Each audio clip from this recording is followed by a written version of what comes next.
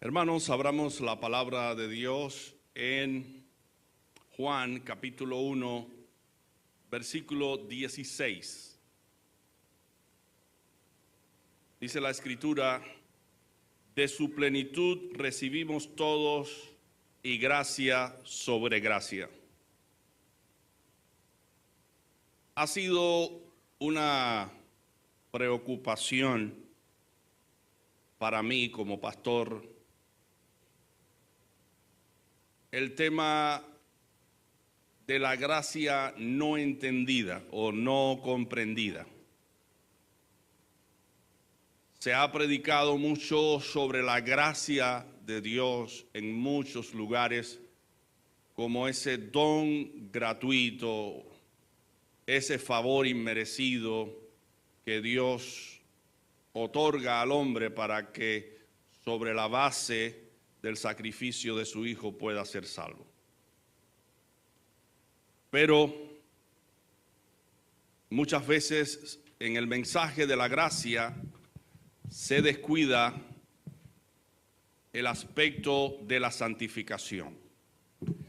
Y hoy quiero completar el mensaje de la gracia que se ha tenido o se ha estado explicando o enseñando durante todo este servicio. Y he querido ponerle como título a este sermón: la gracia, privilegio para pecar o para vivir en obediencia a Dios. La gracia, privilegio para pecar o para vivir en la obediencia a Dios. A través de esta exposición yo quiero responder a esta pregunta, y no lo haré de otro modo que yendo a uno de los capítulos donde Pablo habla de este tema en particular. Por eso les invito a todos a buscar Romanos capítulo 6. Vamos a leer todo el capítulo y luego vamos a desglosarlo. Dice Pablo: ¿qué pues diremos? ¿Perseveraremos en el pecado para que la gracia abunde? De ninguna manera. Porque los que hemos muerto al pecado, ¿cómo viviremos aún en él?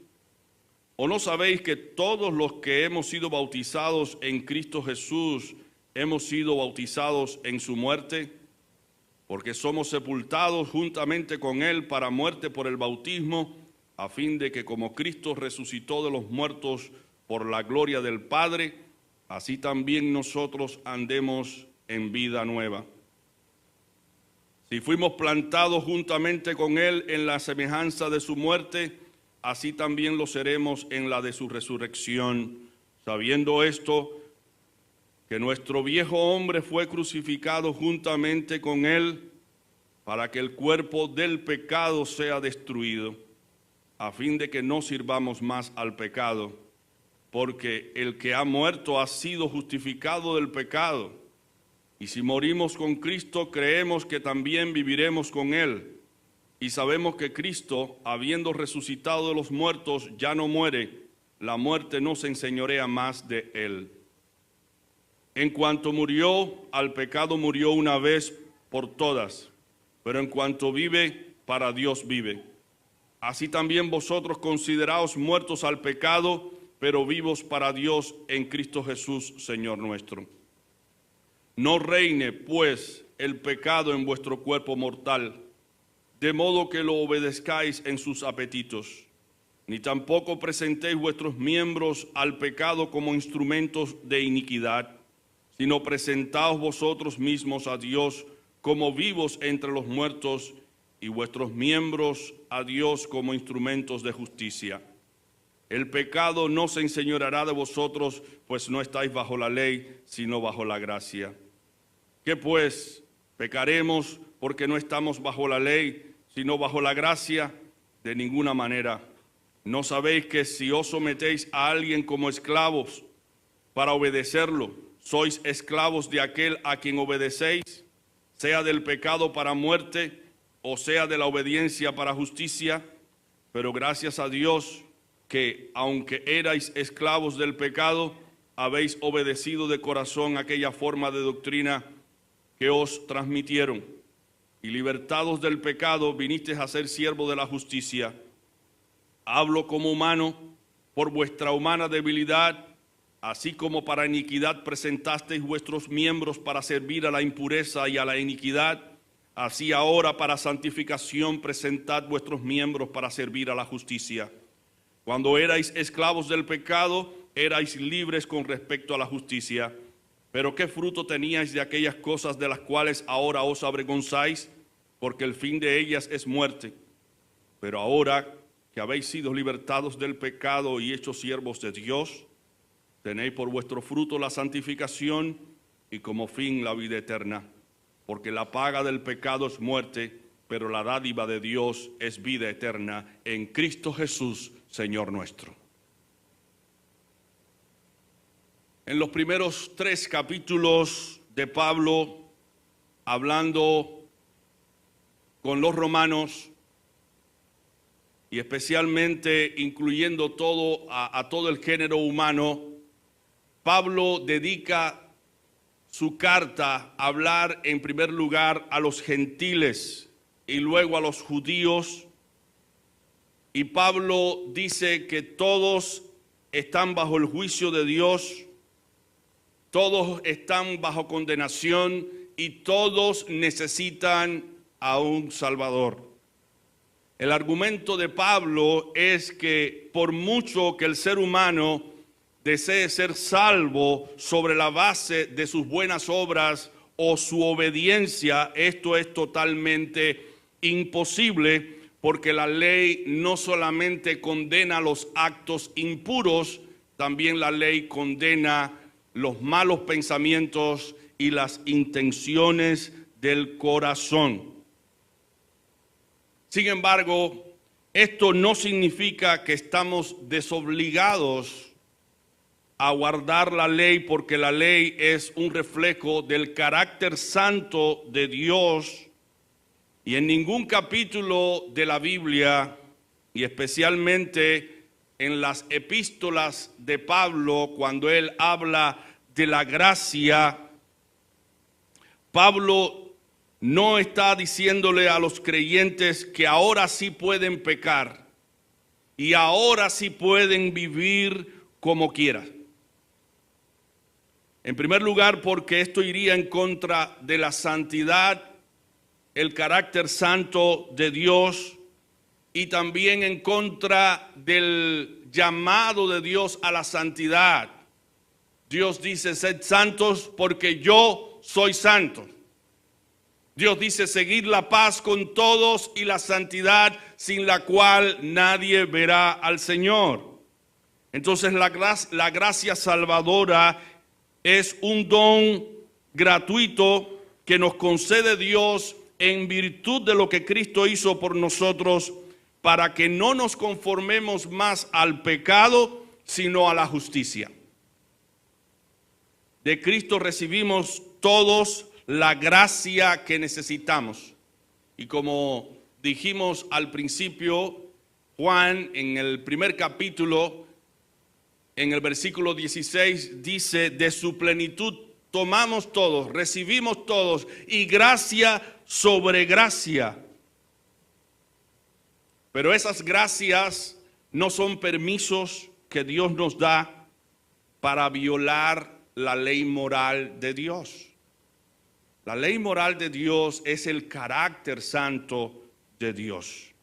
El argumento de Pablo es que hemos sido justificados por la fe para ser santificados. Hemos sido absueltos para servir a Dios.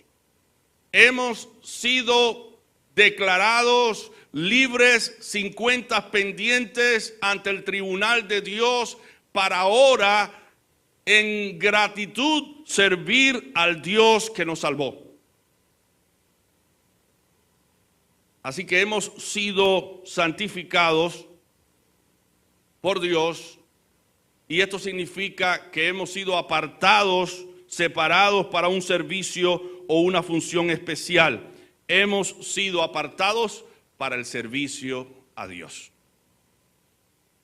Dice en el versículo 19 Pablo: hablo como humano por vuestra humana debilidad, así como para iniquidad presentasteis vuestros miembros para servir a la impureza y a la iniquidad, así ahora para santificación presentad vuestros miembros para servir a la justicia. El Dios que nos justifica y que nos declara por la sangre de Jesucristo no culpables, nos llama a vivir una vida de santificación. Versículo 22. Pero ahora que habéis sido libertados del pecado y hechos siervos de Dios, tenéis por vuestro fruto la santificación y como fin la vida eterna. Porque la paga del pecado es muerte, pero la dádiva de Dios es vida eterna en Cristo Jesús, Señor nuestro. Dios nos ha salvado de la condenación del pecado. De esto trata la justificación. La justificación es un término legal. Cuando se declara no culpable a una persona en un tribunal, esa persona no tiene nada que lo condene. Y eso fue lo que hizo Cristo en la cruz del Calvario, propiciar que todos los que creyesen en Él fuesen declarados por su Padre no culpables. En virtud de lo que Él hizo por nosotros, se entregó en la cruz del Calvario, murió por nosotros. Ahora todos los que creen en Cristo son declarados no culpables. No tienen cuentas pendientes con la justicia de Dios porque han sido declarados no culpables. Justificados pues por la fe, tenemos paz para con Dios por medio de nuestro Señor Jesucristo. Cualquier pecador que crea en Cristo, sea su condición cual sea, puede ser justificado en Cristo, creyendo en Cristo como su Salvador personal. Pero Dios nos ha salvado no solamente de la condenación del pecado, sino del poder del pecado, para que podamos llevar una vida fructífera sirviendo al Señor, y de eso trata la santificación. La santificación consiste en no adaptarnos, en no acomodarnos, en no aclimatarnos a la vida de pecado, sino a la vida que Cristo nos enseñó en su palabra, porque Él dice: ejemplos he dado para que como yo he hecho, vosotros también hagáis.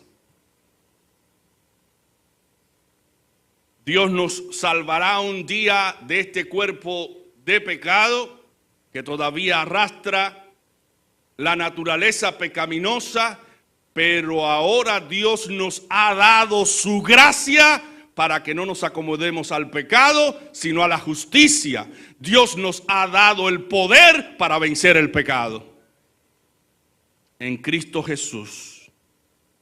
Entonces Romanos capítulo 6 se ocupa en dar respuesta a las preguntas: ¿cómo debe ser la conducta de un creyente que ha sido justificado o que ha sido declarado no culpable en el tribunal de Dios y ha sido santificado? ¿Cómo debe vivir un creyente teniendo victoria sobre el pecado? ¿Cómo un creyente puede vivir una vida consagrada al servicio de Dios? ¿Cómo el creyente puede ser libre del poder del pecado y la esclavitud del pecado?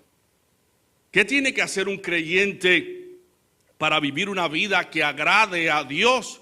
Bueno, Pablo tiene que ocuparse en este capítulo de decirle a aquellos que han sido justificados, a aquellos que han sido perdonados, a aquellos que han sido declarados no culpables en la presencia de Dios. Pablo tiene que decirle: miren, este es el modo en que ustedes deben vivir, y no van a estar solos, van a tener el Espíritu Santo que les va a ayudar a vencer el pecado.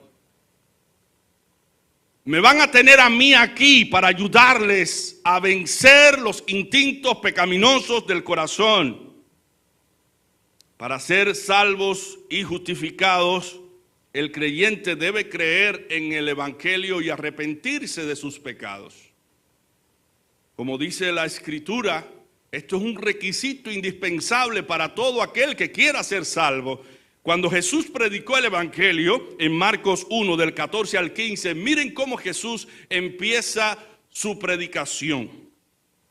Dice Marcos: después que Juan fue encarcelado, Jesús fue a Galilea predicando el Evangelio del reino de Dios. Decía: el tiempo se ha cumplido y el reino de Dios se ha acercado. Arrepentíos y creed en el Evangelio.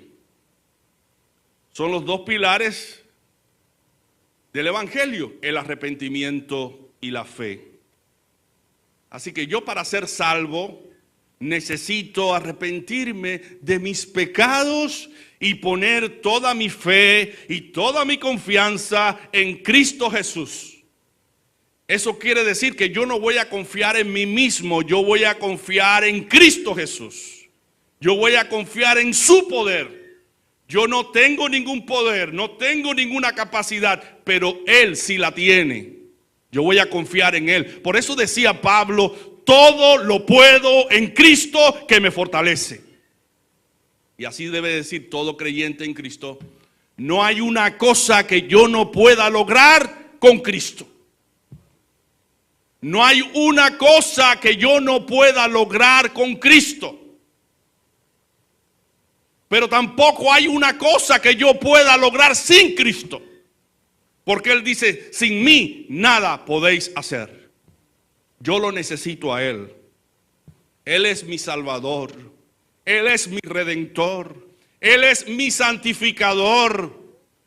Él es tan poderoso para ayudarme en mi debilidad y en mi flaqueza. Él es médico y medicina para todo aquel que cree.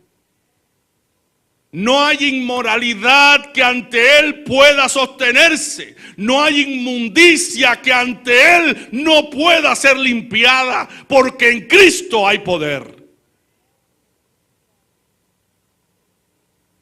Así que se requiere, para ser justificado, que nos arrepintamos de nuestros pecados. Es decir, que nos volvamos de nuestros pecados a Dios. Eso es arrepentimiento.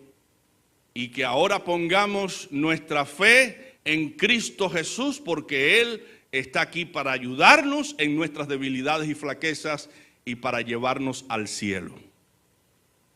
Ahora, para vivir una vida de santificación, el creyente debe andar en novedad de vida.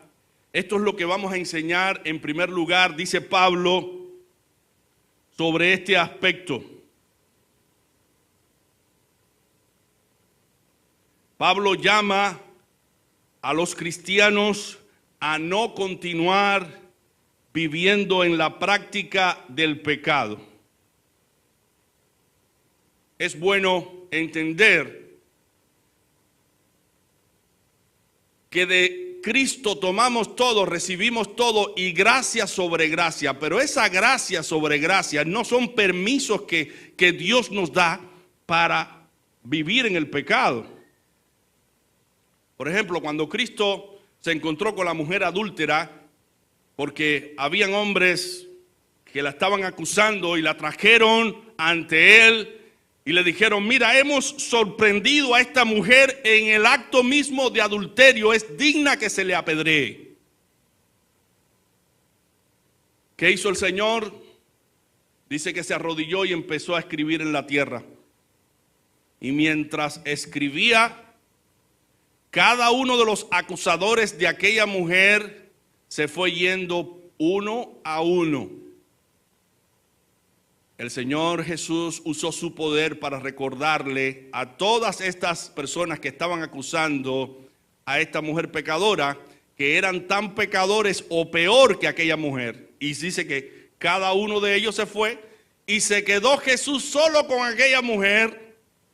Y aquella mujer quizás estaba esperando que Jesús la condenara por aquel pecado tan grande. Pero ¿cuáles fueron las palabras de Cristo? Mujer, ¿dónde están los que te acusaban? La mujer dijo: Señor, se han ido. Pero las palabras de Cristo fueron estas: ni yo tampoco te condeno, vete y no peques más. Eso es gracia. Eso es gracia. Favor inmerecido, cuando tú mereces ser castigado y no se te castiga y se te da un privilegio, un don, una virtud. Eso es gracia. Pero tal parece que para muchos Jesús dijo lo contrario en aquel momento, porque siguen viviendo una vida de pecado después de Cristo haberle perdonado. Y es como si Jesús dijera: ni yo tampoco te condeno, vete y sigues pecando. No, Cristo no es ministro de pecado. Cristo nos salvó del pecado para que no sirvamos más al pecado. Él le dijo a aquella mujer: vete y no peques más. No le dijo: vete y sigue pecando. Sino, no lo hagas más. No vuelvas a incurrir en la misma falta, en el mismo pecado, en la misma transgresión. No lo hagas más. Y es el concepto de Dios para nosotros. Y es el concepto de la gracia de Dios. La gracia de Dios no es un permiso que Dios nos otorga para que pequemos, para que andemos lejos de Dios. No, la gracia de Dios es ese don gratuito que Dios nos da, ese perdón que Dios nos da para que vivamos una vida de bondad y de buenas obras.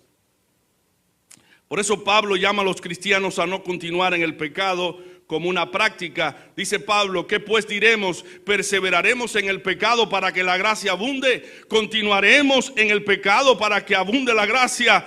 Los que no entienden la gracia piensan que para que la gracia abunde, ellos deben pecar más. Hay muchos que malinterpretan, y cristianos, aparentemente cristianos, que consideran que porque fueron salvos una vez, siempre son salvos, viviendo en el pecado, como una práctica, como un estilo de vida.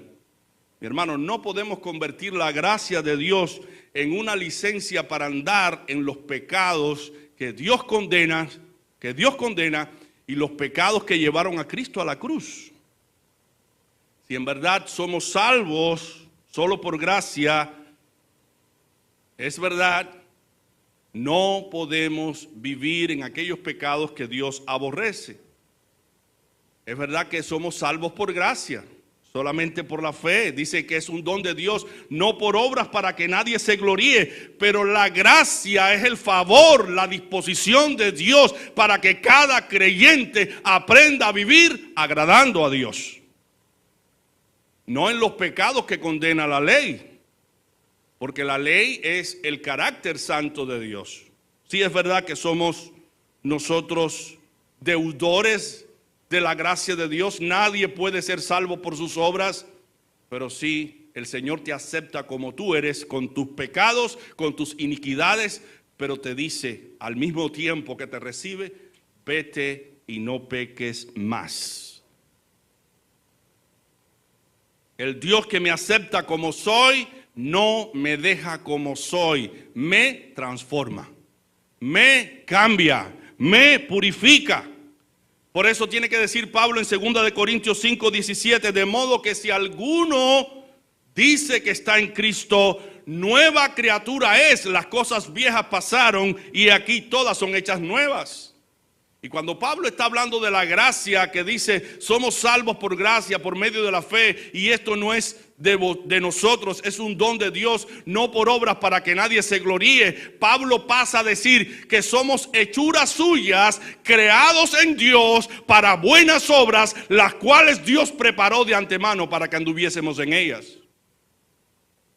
Así que el Dios que nos salva nos hace nuevo otra vez. Somos parte nosotros de una nueva creación. El Dios que nos salva no nos deja igual, nos transforma, nos purifica para que hagamos las obras que Él preparó de antemano para que nosotros anduviésemos en ellas. Los que hemos sido salvos evidenciamos nuestra salvación por las obras. No hacemos obras para ser salvos. La salvación es solo por gracia, si no hacemos buenas obras porque somos salvos.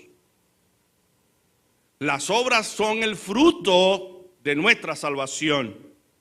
Las buenas obras, por eso dice el Señor, así alumbre vuestra luz delante de los hombres, para que vean vuestras obras buenas y glorifiquen a vuestro Padre que está en los cielos. Los hombres tienen que ver nuestras buenas obras, porque las obras son las que evidencian que hemos sido salvados del pecado. Así que toda persona que ha sido salva debe evidenciar por sus buenas obras que ha alcanzado la salvación. Y me maravilla lo que dice Paul Washer: todo aquel que dice que Dios le ha salvado y sigue viviendo como vivía antes, le pregunto, ¿Dios lo salvó de qué? ¿De qué Dios lo salvó? Si sigue viviendo como antes. Cuando la Escritura dice que Cristo vino para salvar a su pueblo de sus pecados, en eso consiste la salvación. La salvación consiste en salvar al hombre del dominio de la esclavitud del pecado. Mire lo que dice Mateo 1, versículo 21, acerca de Cristo. Dará a luz un hijo y le pondrás por nombre Jesús, porque él salvará a su pueblo de sus pecados. Por eso Pablo tiene que decir, de modo que el que está en Cristo nueva criatura es, las cosas viejas pasaron y aquí todas son hechas nuevas. Y también en el libro, en la carta a Tito, dice Pablo en el capítulo 2 del 11 en adelante, la gracia de Dios se ha manifestado para salvación a toda la humanidad y nos enseña esa gracia, que renunciando a la impiedad y a los deseos mundanos, vivamos en este mundo, en este siglo, sobria, justa y piadosamente. No hay necesidad de seguir pecando. Ya hemos pecado lo suficiente, dice Pedro, en primera de Pedro, del capítulo 4, versículo 3. Baste ya el tiempo pasado para haber hecho lo que agrada a los gentiles, andando en lascivia, placeres, borracheras, orgías, disipación y abominables idolatrías. En otras palabras, dice Pedro, ya nos hemos prostituido o depravado lo suficiente en el pecado y no necesitamos penetrar aún más en esa inmundicia y en ese fango, porque lo conocemos y ningún bien nos ha hecho.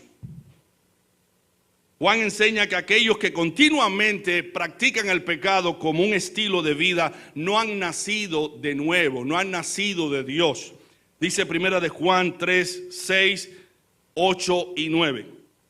Todo aquel que permanece en él no peca. Entiéndase aquí por no practicar el pecado. Cuando dice Juan no peca, se sobreentiende que está hablando de no practicar el pecado como un hábito. Todo aquel que peca, que practica el pecado como un hábito, no lo ha visto ni le ha conocido. El que practica el pecado es del diablo, porque el diablo peca desde el principio. Para esto apareció el Hijo de Dios, para deshacer las obras del diablo. Cristo apareció para divorciarme de las obras, de la misión, del trabajo de Satanás, que es pecar.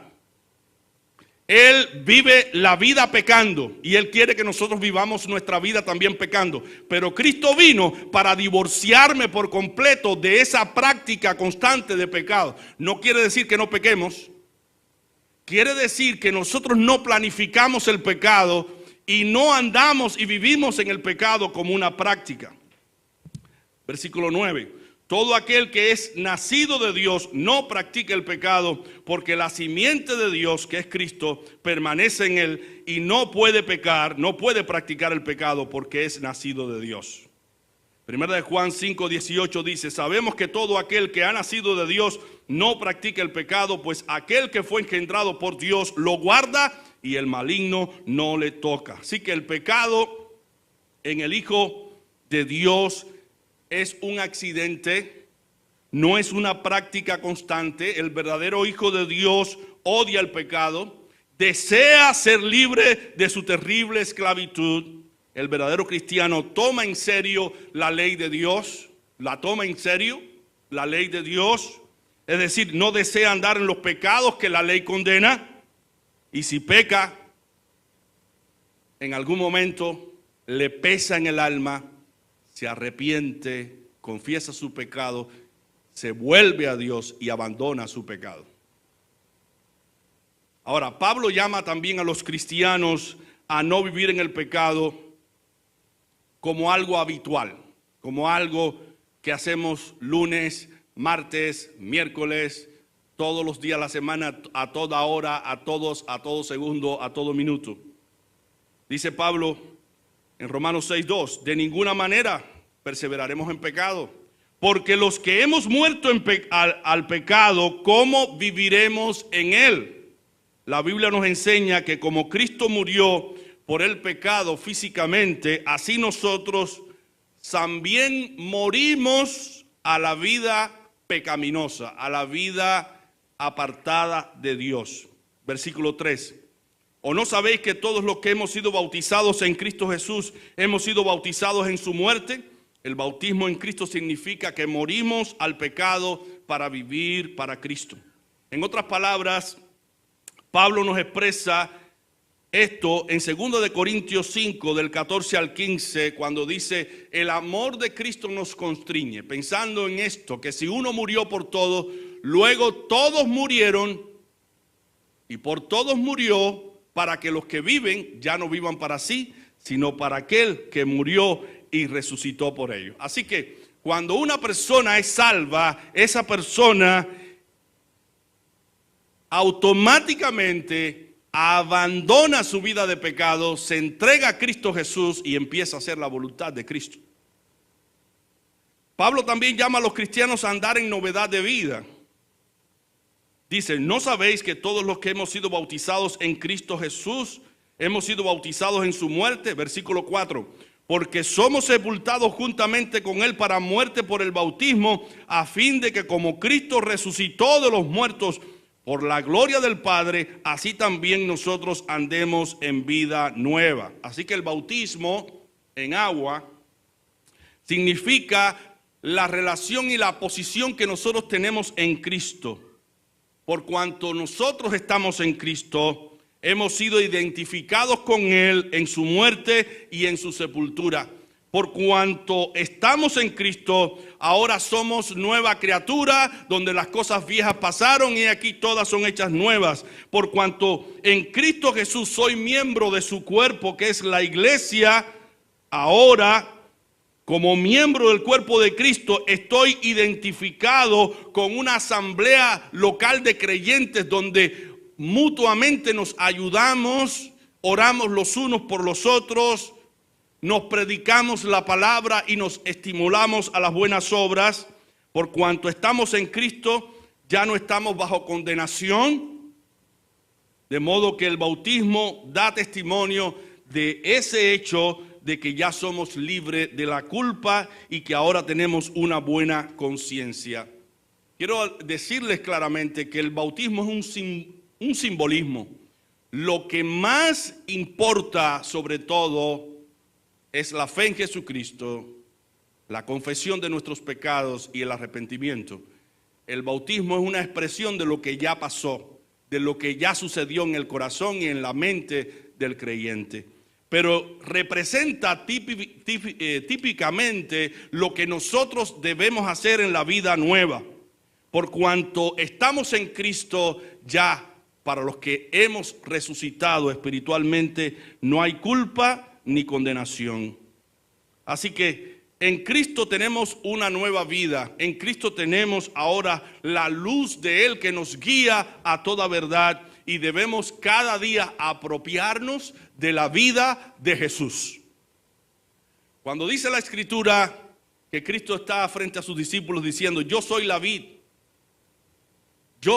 vid, vosotros los pámpanos, vosotros las ramas. Cristo está diciendo que todo creyente, como está una rama conectada a su tronco, al árbol, así todo creyente debe estar conectado con Él. Entonces nosotros recibimos la vida de Jesús y empezamos a vivir la vida que agrada a Dios, la vida que vivió Jesús. Entonces también Pablo llama a los cristianos a no servir al pecado, es decir, a no ser esclavos del pecado. Dice el versículo 8, y si morimos con Cristo, creemos también que viviremos con Él. Sabemos que Cristo, habiendo resucitado de los muertos, ya no muere. La muerte no se enseñorea más de Él. En cuanto murió al pecado, murió una vez y por todas, pero en cuanto vive, para Dios vive. Así también vosotros, consideraos muertos al pecado, pero vivos para Dios en Cristo Jesús, Señor nuestro. Pablo da como un hecho de que si hemos muerto al pecado, ahora vivimos para Cristo Jesús. Y cuando Pablo dice, con Cristo estoy juntamente crucificado, está diciendo, el cuerpo de pecado, mi viejo hombre, ha sido crucificado con Cristo. Y ahora no vivo yo, mas vive Cristo en mí. Y lo que vivo ahora en la carne, lo vivo en la fe del Hijo de Dios, el cual me amó y se entregó a sí mismo por mí. Pablo está diciendo, ahora mi carne, los deseos pecaminosos de mi corazón están crucificados con Cristo. Y ahora quien vive en lugar de ese yo, que anteriormente hacía lo que le daba la gana, ahora Cristo es el que toma el control de mi yo y yo hago su voluntad. Ya yo no hago mi voluntad. Así que todo creyente que ha sido crucificado con Cristo, que ha muerto con Cristo, también ahora tiene la oportunidad de vivir con Cristo, vivir la vida de Cristo. Por eso Pablo llama a los creyentes a vivir para Dios. Versículo 10. En cuanto murió el pecado, murió una vez por todas, pero en cuanto vive para Dios, vive. Así también vosotros consideraos muertos al pecado, pero vivos para Dios en Cristo Jesús, Señor nuestro. Cuando Pablo decía, mi yo está crucificado con Cristo, Pablo está diciendo, ya mi carne no toma control y dominio de mí, no toma la decisión por mí, quien la toma es Cristo, ahora vivo para Cristo. Si la muerte de Jesús sucedió una vez, también somos llamados a que nuestra entrega a Jesús sea una sola vez y por completo. Ese es el llamado de Dios. Y Pablo lo que hace ver es esa gran bendición que tenemos, no solamente de morir al pecado, vivir para Cristo, sino ahora hacerlo todo para aquel con gozo, para aquel que dio su vida por nosotros. También Pablo llama a los cristianos a no permitir que el pecado reine sobre ellos. Pablo dice en el versículo 12, no reine pues el pecado en vuestro cuerpo mortal, de modo que lo obedezcáis en sus concupiscencias. No permitamos que el pecado controle, no permitamos que el pecado controle nuestra mente, nuestra voluntad. El pecado ya no es nuestro rey. Ya no es nuestro amo, Él fue destronado por Cristo. Ahora Cristo es nuestro rey. Él es nuestro amo. El pecado ya no es nuestro amo. Ya no necesitamos obedecer al pecado como solíamos hacer antes. Si el pecado aún sigue expresándose en nuestra vida como un hábito, como algo habitual, en verdad no hemos sido transformados. Y necesitamos que Jesús transforme nuestros corazones. El llamado de Pablo a los creyentes es, no reine pues el pecado en vuestro cuerpo mortal. Dice Pablo, todas las cosas me son lícitas, pero no todas convienen.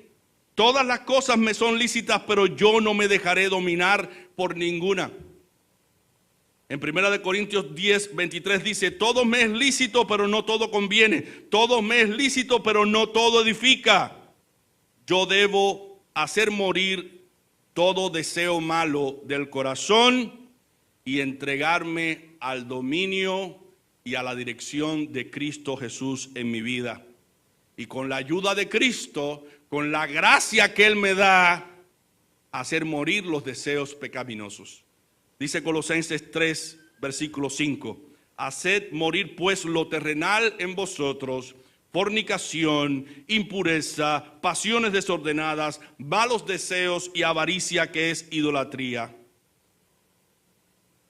Pero Pablo también nos llama a servir a Dios con nuestros miembros. Con nuestros miembros, con nuestros ojos, con nuestros oídos, con nuestras manos. Dice en el versículo 13, ni tampoco presentéis vuestros miembros al pecado como instrumentos de iniquidad, sino presentaos vosotros mismos a Dios como vivos de entre los muertos, y vuestros miembros a Dios como instrumentos de justicia. Y aquí aparecen las palabras de Cristo: si tu ojo derecho te es ocasión de caer, sácalo y échalo de ti. Porque es mejor que uno de tus miembros te falte, que no que todo tu cuerpo sea echado en el infierno. Cristo está diciendo básicamente que la acción de abstenernos de pecar va a ser dolorosa como sacarse el ojo derecho, pero por amor a nuestra salvación debemos controlar, dominar nuestros miembros para que no sean usados para el pecado. Pablo está diciendo, dejen de someterse al pecado. En otras palabras, dejen de estar a disposición del pecado como lo está el esclavo cuando un amo le manda a hacer algo. El esclavo está de pie al lado de su amo, listo para hacer cualquier cosa que ordene su amo. En otras palabras, Pablo está diciendo a los creyentes, resístanse a hacer el pecado como aquel esclavo que obedece a su amo en todo tiempo. Presentaos vosotros mismos a Dios como vivos entre los muertos, y vuestros miembros a Dios como instrumentos de justicia. Hagan el bien con sus miembros, dice Pablo. Así que Pablo nos está llamando a usar nuestros miembros para la gloria de Dios. Y las preguntas claves aquí serían las siguientes: ¿me estoy presentando ante Dios como un vivo entre los muertos? Las cosas viejas pasaron y todas las cosas han llegado a ser nuevas. Soy ahora una nueva creación en Cristo Jesús, creado para buenas obras, las cuales Dios preparó de antemano para que anduviésemos en ellas. Nos presentamos ante Dios como alguien que está muerto al pecado, pero vivo para Dios. Dios quiere usar esta predicación para abrirnos los ojos, para entender claramente el mensaje de la gracia, porque Cristo nos compró. ¿Cuántos están conscientes de que Cristo nos compró? ¿Cuántos estamos conscientes de que ahora somos propiedad de Cristo? Él nos compró. Todos nuestros miembros, toda nuestra vida es de Jesús. Pablo llama también a los cristianos a no estar bajo el dominio del pecado. Dice el versículo 14, el pecado no se enseñoreará de vosotros, pues no estáis bajo la ley, sino bajo la gracia. Estar bajo la gracia no significa estar dominado por el pecado, sino libre del pecado. Es lo que dice Pablo. Vamos a volverlo a repetir, versículo 14. El pecado no se enseñoreará de vosotros, pues no estáis bajo la ley, sino bajo la gracia. Es decir que el pecado no se enseñoreará de vosotros. Está diciendo, el pecado no tiene lugar para aquellos que están bajo la gracia de Dios. Estar bajo la gracia de Dios significa que el pecado no es nuestro amo, nuestro rey. Eso es lo que quiere decir Pablo cuando dice que el pecado no se enseñoreará de nosotros.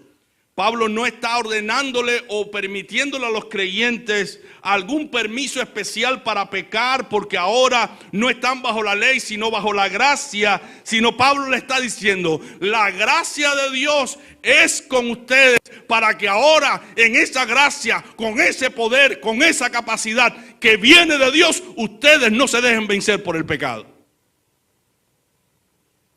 Y eso es lo que Pablo dice en el versículo 19. Hablo como humano por vuestra humana debilidad, así como para iniquidad presentasteis vuestros miembros para servir a la impureza y a la iniquidad, así ahora para santificación presentad vuestros miembros para servir a la justicia.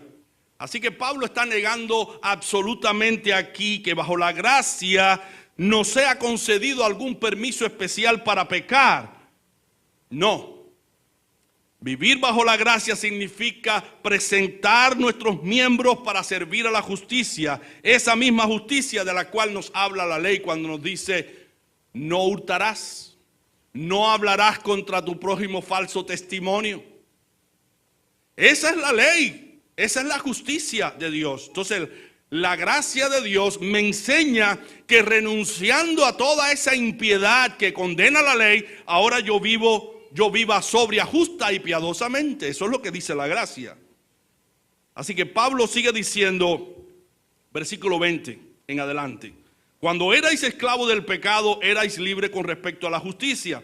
Pero ¿qué fruto teníais de aquellas cosas de las cuales ahora os avergonzáis? Porque el fin de ella es muerte. Pero ahora que habéis sido libertados del pecado y hechos siervos de Dios, tenéis por vuestro fruto la santificación y como fin la vida eterna. Porque la paga del pecado es muerte, pero la dádiva de Dios es vida eterna en Cristo Jesús, Señor nuestro. Pablo está diciendo que si ahora somos libres del pecado y hemos sido hechos siervos de Dios, ahora damos como fruto la santificación, que no es otra cosa que no conformarse al pecado, y como fin vamos a tener la vida eterna. Ahora llegamos al versículo donde comenzamos, donde Juan está diciendo: y de él recibimos todo gracia sobre gracia, porque la ley fue dada por medio de Moisés, pero la gracia y la verdad vinieron por medio de Jesucristo. Ahora en Cristo Jesús se ofrece para todo hombre perdón gratuitamente, se ofrece salvación, pero también se ofrece santificación para que el creyente no viva en el pecado, sino que tenga victoria sobre el pecado. Me llamó la atención las palabras de Juan Bunyan cuando dice en su libro: corre, Juan, corre, ordena la ley, pero no me da manos ni pies. Mayores nuevas trae el evangelio, me ordena volar y me da alas. Gloria a Dios. Cuando el hombre no puede guardar la ley, porque sabemos que ningún hombre por su propia cuenta puede guardar la ley, por sus propios esfuerzos, cuando no podemos, viene la gracia de Dios sobre nosotros al creer en Cristo Jesús y nos transforma para que podamos guardar la palabra de Dios. Cristo no solamente nos ordena volar, sino también nos da alas. Dice que Él pone tanto el querer como el hacer conforme a su divina voluntad. Él pone el deseo, pero también la capacidad para hacer, para obrar. Dice 1 Corintios 15:10, pero por la gracia de Dios, dice Pablo, soy lo que soy, y su gracia no ha sido en vano para conmigo. Antes he trabajado más que todos ellos, porque aunque no yo, sino la gracia de Dios conmigo. Así que Pablo atribuye todo lo que él había logrado a la gracia de Dios, y debemos nosotros de igual manera atribuírselo a la gracia de Dios. Mi hermano, Dios nos ha dado medios de gracia para vencer el pecado: la oración, la lectura de la palabra, el congregarnos como iglesia para escuchar la palabra, el predicar el evangelio, el servir a los demás con buenas obras. Estos son medios que nos ayudan a vencer el pecado. Pero recuerda sobre todo, tú y yo debemos tomar la determinación de no conformarnos al pecado. Dice un himno: solo Cristo te ofrece una vida mejor. Solo en Cristo se encuentra una felicidad. Él promete llevarte a su santa mansión, mientras tanto Él quiere que le sirvas a Él. Si a Jesús tú le sirves, por siempre vivirás. Si le sirves al mundo, solo muerte tendrás. Considera las cosas y sirve a Dios, y verás qué dichoso con Jesús estarás. Cuando andamos sin Cristo, Es muy triste vivir porque todo en la vida es un falso placer. Sin embargo, en Jesús solo dicha sin fin. Todos somos felices adorándole a Él. A todos los creyentes que escuchan esta palabra, les hago el llamado. Vengan a Cristo, porque Cristo es la solución. Él es nuestro Salvador. Él es el que nos justifica, pero Él es el que nos transforma y nos santifica. A todos los creyentes que escuchan esta palabra, deben saber todos que no debemos conformarnos al pecado como una práctica constante, porque eso niega que realmente hemos sido salvos. Recordemos que estando perdidos, Cristo nos halló. Estando en pecados, Cristo nos salvó. Estando en enemistad con Dios, Cristo nos resucitó con Él. Estando en tinieblas, Cristo nos guió con su luz. Estando condenados, Cristo nos justificó. Y estando sucios en el pecado, Cristo nos lavó y nos santificó. De manera que es un privilegio ahora servir a ese que nos salvó. De su plenitud, hermanos, tomamos todos. Y gracia sobre gracia. Pero no utilicemos la gracia como un privilegio para pecar, sino como un privilegio para servir a Dios por todo el resto de nuestra vida. Que Dios les bendiga.